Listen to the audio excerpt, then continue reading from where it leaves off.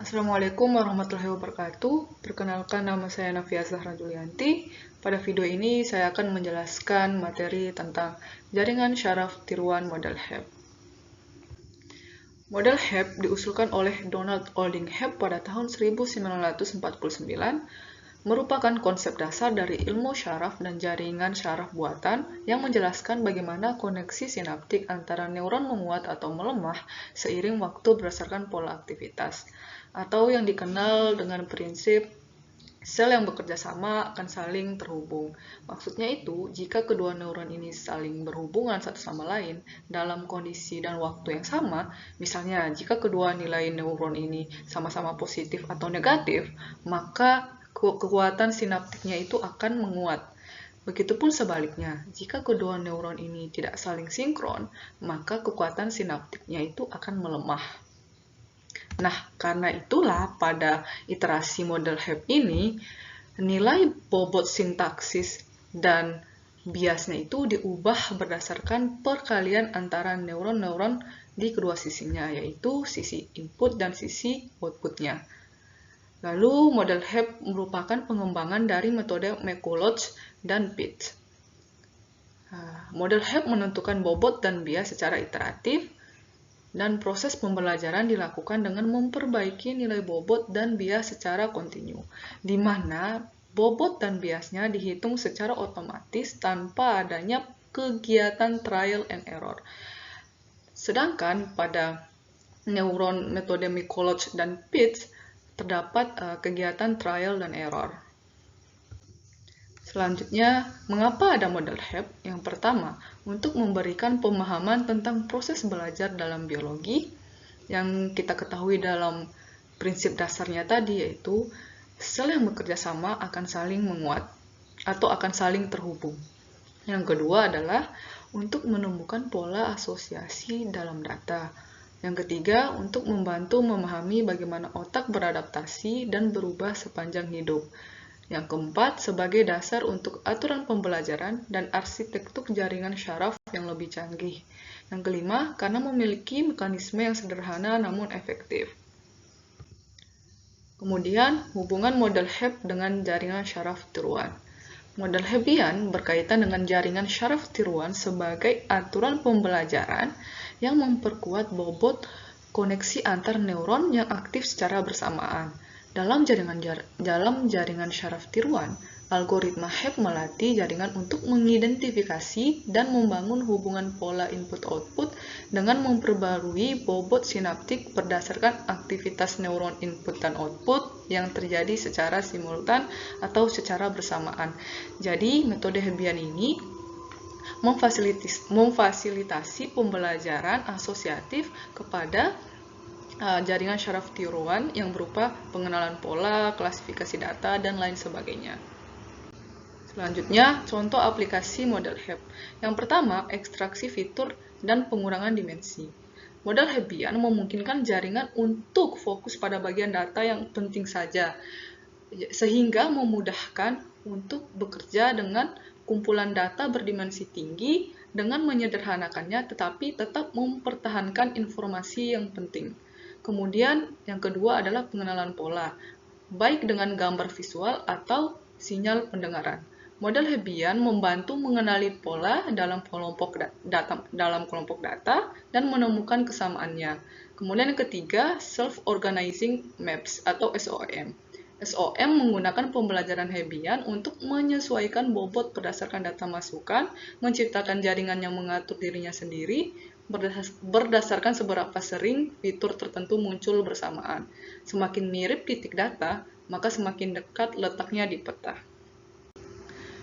Selanjutnya, perbaikan bobot model Hebb diperoleh dengan cara WI baru atau bobot baru sama dengan WI lama atau bobot lama ditambah XI dikali Y. Lalu, B baru atau bias baru sama dengan B lama atau bias lama ditambah Y. Yang dimana WI sama dengan bobot data input ke I, XI sama dengan input data ke I, dan Y sama dengan output data. Lalu, algoritma pelatihan Hebb dengan vektor input S dan target T yaitu Pertama, inisialisasi semua bobot dan biasnya itu menjadi 0.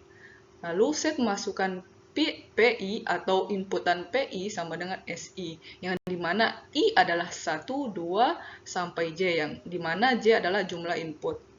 Kemudian set keluaran A sama dengan T atau target. Lalu ada kondisi. Untuk semua PI sama dengan yang pertama perbaiki bobot, yaitu WI baru atau bobot baru sama dengan WI lama atau bobot lama ditambah dengan delta W. Dengan delta W sama dengan PI dikali T. Kemudian perbaiki bias, yaitu B baru atau bias baru sama dengan B lama atau bias lama ditambah delta B dengan delta B sama dengan T. Kemudian untuk menentukan nilai Fn-nya, yang pertama untuk target biner, yaitu Fn sama dengan jika N lebih besar sama dengan 0, maka nilainya 1. Dan jika N-nya lebih kecil dari 0, maka nilainya itu adalah 0. Lalu untuk target bipolar, yaitu Fn sama dengan jika nilai N lebih besar sama dengan 0, maka nilainya 1. Lalu jika nilai N-nya itu lebih kecil dari 0, maka nilainya min 1. Jika Fn sama dengan T atau sama dengan target, maka jaringan HEP mengerti pola yang dimaksud. Oke, di sini kita masuk ke contoh kasus model HEP. Di sini kasusnya itu, buatlah jaringan HEP untuk menyatakan fungsi logika NAND jika representasi yang dipakai adalah yang pertama, masukkan keluaran biner. Nilai biner adalah 0 dan 1. Yang kedua, masukkan biner keluaran bipolar. Nilai bipolar adalah min 1 dan 1. Lalu yang ketiga adalah masukan dan keluaran bipolar. Di sini kita akan menjawab kasus yang pertama, yaitu pola hubungan masukan target biner. Pertama untuk fungsi NAND itu aturannya yaitu jika semua input itu bernilai true atau 1, maka hasilnya akan false atau 0. Dan jika salah satu input atau lebih bernilai false atau 0, maka hasilnya akan bernilai true atau 1. Nah, di sini dapat kita lihat terdapat masukan serta targetnya. Di sini untuk PI1, PI2 itu yaitu inputannya. Di sini inputan 1 yaitu hasilnya adalah 0, kemudian 0 sama 1 hasilnya 1, 1 dengan 0 hasilnya 1, 0 dengan 0 hasilnya 1. Kemudian di sini untuk nilai biasnya itu adalah 1. Oke, perlu diingat bahwa untuk baris pertama ini nanti akan kita sebut atau kita ingat sebagai data pertama atau data ke-1. Kemudian baris kedua adalah data kedua, kemudian yang ini adalah baris ketiga, kemudian terakhir adalah baris keempat. Untuk hasil pelatihannya yaitu bisa kita lihat di sini masukan dan targetnya itu kita menulis ulang dari tabel sebelumnya.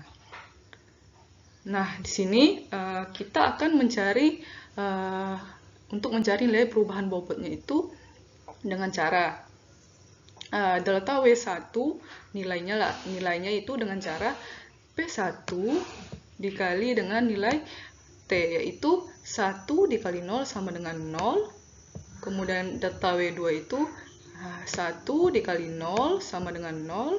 Kemudian untuk nilai delta B-nya itu sama dengan nilai T-nya atau targetnya, yaitu 0. Begitupun nilai delta B selanjutnya, yaitu 1, 1, 1, sama seperti nilai T ini 1, 1, 1. Kemudian untuk nilai bobot barunya, yaitu cara menghitungnya itu dengan cara WI lama ditambah dengan delta W.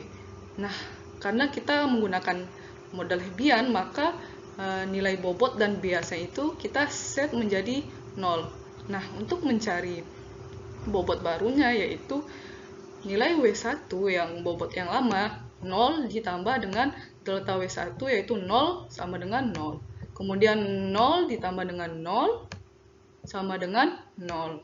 Lalu untuk biasnya 0 ditambah dengan 0 hasilnya 0.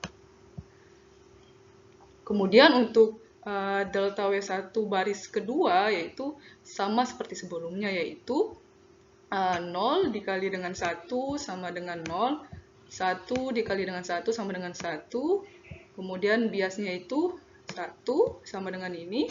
Lalu untuk bobot barunya itu dengan cara menambahkan bobot lama, yaitu bobot pada data yang pertama ini dengan menjumlahkannya dengan nilai delta W1 baris kedua, yaitu 0 ditambah dengan 0 sama dengan 0, 0 ditambah dengan 1 sama dengan 1, kemudian untuk biasnya 0 ditambah dengan 1 sama dengan 1. Begitupun seterusnya untuk data ketiga dan data keempat. Sehingga hasil bobot baru yang kita dapat adalah yaitu bobot pertama yaitu 1, bobot keduanya 1, dan bias barunya itu adalah 3. Selanjutnya kita akan melakukan pengujian.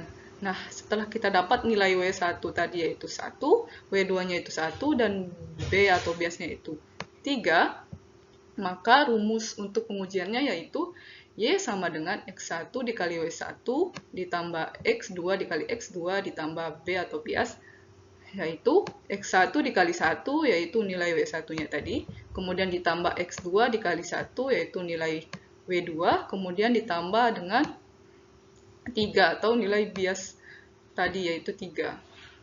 Kemudian untuk data pertama atau data ke-1 yaitu input pertamanya 1 dan input keduanya 1, yaitu dengan cara Y sama dengan 1 dikali 1 ditambah 1 dikali 1 ditambah 3 yaitu 5.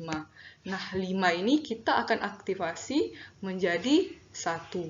Karena pada fungsi aktivasi biner tadi, jika nilai n lebih besar sama dengan 0, maka nilainya akan menjadi 1. Maka di sini kita ganti dengan 1. Kemudian untuk data kedua yaitu 0 lalu 1, maka Y sama dengan 0 kali 1 ditambah 1 kali 1 ditambah 3 sama dengan 4. Maka 4 ini juga kita aktifasi menjadi 1. Lalu begitupun untuk data ketiga dan data keempat yang kita dapatkan 1 dan 1. Nah, kesimpulannya itu untuk masukkan dan keluarkan biner ini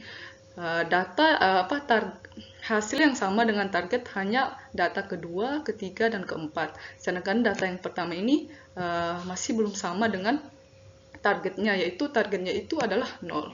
Sedangkan yang kita dapat adalah 1. Maka di sini CST itu tidak sempurna. Kemudian selanjutnya untuk yang kedua yaitu hubungan masukan biner dan target bipolar. Nah, di sini yang bipolarnya itu kan tadi nilainya min 1 dan 1. Sedangkan tadi di biner itu di sini adalah 0. Sekarang kita ubah menjadi min 1. Lalu untuk hasil pelatihannya sama kayak tadi, cara mencari delta W1 yaitu 1 dikali min 1 sama dengan min 1, lalu 1 dikali min 1 sama dengan min 1, lalu nilai delta B-nya ini kita samakan dengan nilai T-nya yaitu min 1. Kemudian untuk bobotnya yaitu 0 ditambah min 1 sama dengan min 1, lalu 0 ditambah dengan min 1 sama dengan min 1, lalu untuk biasnya itu 0 ditambah min 1 sama dengan min 1. Lalu begitu sampai seterusnya, sehingga untuk nilai bobot barunya yang kita dapat adalah bobot pertama yaitu 0, bobot kedua adalah 0, sedangkan bias yang baru adalah 2. Kemudian kita mengujinya lagi, yaitu pada data pertama, yaitu inputnya 1 dan 1, di mana Y sama dengan 1 kali 0 ditambah 1 kali 0 ditambah 2, hasilnya 2. Nah, 2 ini kita aktivasi lagi. Nah, tadi fungsi aktivasi bipolar yang dalam kondisi jika n lebih besar sama dengan 1, maka nilainya akan menjadi 1. Makanya di sini kita ubah menjadi 1. Karena hasil pengujiannya semua adalah 2, maka di sini kita aktivasi semuanya menjadi 1. Karena nilai n-nya lebih besar daripada 0. Nah, di sini untuk masukan biner dan target bipolar sama seperti yang sebelumnya, yaitu masukan dan target biner, yaitu data pertamanya itu tidak sama dengan targetnya. Sedangkan data kedua, ketiga, dan keempat sama dengan targetnya. Sehingga ini masih belum sempurna. Selanjutnya kita akan mencoba untuk pola hubungan masukan target bipolar. Nah, di sini di masukannya berubah karena tadi pada masukan biner di sini adalah 0, 0, 0, dan 0. Sedangkan di sini kita ubah menjadi min 1, min 1, min 1, min 1. Nah, lalu kita hasil pelatihannya yaitu masih sama seperti sebelumnya, yaitu delta W1-nya itu kita cari dengan P1 dikali dengan T, yaitu 1 dikali min 1 sama dengan min 1, kemudian 1 dikali min 1 sama dengan min 1, lalu untuk delta B-nya itu sama dengan nilai T-nya yaitu min 1. Lalu untuk bobotnya yaitu 0 ditambah dengan min 1 sama dengan min 1, 0 ditambah dengan min 1 sama dengan min 1, lalu biasnya 0 ditambah dengan min 1 sama dengan min 1. Begitupun seterusnya sehingga kita mendapatkan bobot barunya yaitu untuk W1-nya itu min 2, untuk W2-nya itu min 2, dan untuk biasnya itu 2. Kemudian kita melakukan pengujian lagi. Untuk data ke-1, yaitu dengan input 1 dan 1, input pertama 1 dan input yang kedua 1, yaitu Y sama dengan 1 kali min 2 ditambah 1 dikali min 2 ditambah 2, hasilnya adalah min 2. Maka min 2 ini kita aktifasi menjadi min 1. Karena pada fungsi aktivasi bipolar tadi, jika nilai N lebih kecil daripada 0, maka hasilnya akan min 1. Sehingga di sini kita ubah menjadi min 1. Kemudian untuk data kedua dengan inputan min 1 dan inputan 1, maka Y-nya sama dengan min 1 dikali min 2 ditambah 1 dikali min 2 ditambah 2 sama dengan 2. Maka hasilnya 1. Karena untuk fungsi aktivasi bipolar yang jika nilai N lebih besar sama dengan 0, maka hasilnya adalah 1. Begitupun data ketiga dan data keempat. Hasilnya adalah 1 dan 1. Sehingga hasilnya itu, hasil Y-nya ini sama dengan targetnya, yaitu min 1, min 1, ini min 1, 1, 1, 1. Yaitu untuk kesimpulannya itu logika NAND dengan input dan target bipolar hasilnya sama dengan target awal. Jadi jaringan HEP dengan input dan output bipolar dapat mengenali fungsi logika NAND dengan baik. Untuk catatannya, dari ketiga contoh kasus tadi dapat disimpulkan bahwa dalam jaringan Hebbian bisa tidaknya suatu jaringan mengenali pola tidak hanya ditentukan oleh algoritma untuk merevisi bobot, tetapi juga dari bagaimana representasi data yang dipakai. Selanjutnya, keterbatasan dalam model HEP yang pertama dapat menyebabkan bobot meningkat tanpa batas sehingga menyebabkan jaringan tidak stabil. Kemudian yang kedua adalah tidak ada mekanisme untuk mengurangi kesalahan. Yang ketiga itu kesulitan dalam jaringan besar.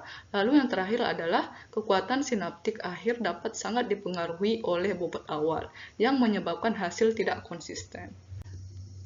Oke, sekian dari saya. Jika ada kurangnya, mohon maaf. Wabillahi taufiq wal hidayah. Wassalamualaikum warahmatullahi wabarakatuh.